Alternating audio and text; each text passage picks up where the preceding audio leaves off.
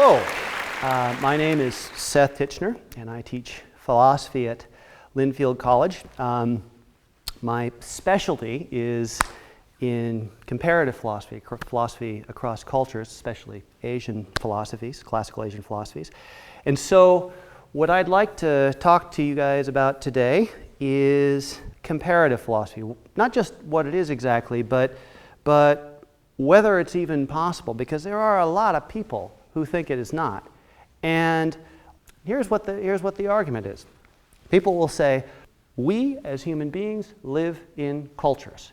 We are contained and shaped intellectually and emotionally, just consciously, by our language, by our associations, by where we live in the world, and the age we are, and the gender we are, and the circumstances we find ourselves in materially. We're shaped by all of these things, right? And if this is the case, how are we to step out of that? This shapes my horizon. This shapes all our horizons. Who is one person to be able to speak to the culture of someone who lives far, far away? And to echo Star Wars, maybe long, long ago too, right? I mean, in some other place and time. They don't speak your language. They don't share any of these common experiences. Is it possible to do that? Well, let me tell you what some of the objections are. First, people will say, no, it's not possible to do that, precisely because you're shaped by these ideas. And secondly, some people will say, you are not only is it not possible, and it's foolish to try, it's actually a kind of form of violence to do that. And the reason why it's a form of violence, it's a violation as it were, is because when you try to do that, when you try to impose this web of beliefs and ideas that you dangle from in the world that we live in upon someone else, you deny them the dignity of their own values, of their own culture, of their own concept. And you have no way of getting to that, right? So, it is not possible to look at philosophies from other cultures because you can never understand those. And it is foolish and indeed somewhat arrogant to try because you will always end up superimposing by virtue of that. These are the arguments. Now, I take these arguments seriously. I think that they're very important, but I'd like to be able to respond to them if I could. For one thing, with regard to the possibility of it, I'll say this. If you want to say that what philosophy tries to do is reduce to an idea, to some sort of basic, essential formulation, an equation, right? Something that is absolutely logically irreducible. That is probably then going to fail, at least in most circumstances when you try to do comparative philosophy. There are, I think, ways you can probably do that in formal logic, but beyond that, I don't think you can do that, and I would accept that point. But I would also say this. I don't think that's what philosophy tries to do, and I don't think that that's what anyone could ever do that. How could you ever know what another culture is? You can't. But you want to know what else? You can't know what your own culture is entirely. Heck, you can't know what you are entirely. If you think about the nature of what philosophy is, if it's looking at the structure and architecture of these ideas, there's always new realms, always new possibilities, always new considerations to go to. And given that that's the case, if you are looking to try to come to some sort of definitive point, you are as foolish as the sailor who thinks that someday he will arrive at the horizon. You don't arrive at the horizon, but it doesn't stop you from sailing towards it because it engages your activity. It's what helps you come to understand these ideas. I think that doing comparative philosophy is important in this way because it helps us come beyond the perimeters of what we imagine.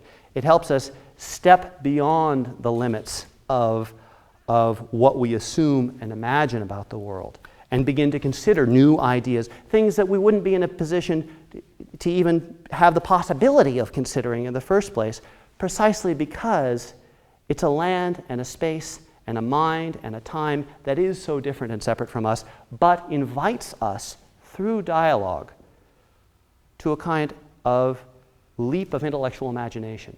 We become more, I would say, by virtue not just of philosophizing, but especially philosophizing with those who are different from us.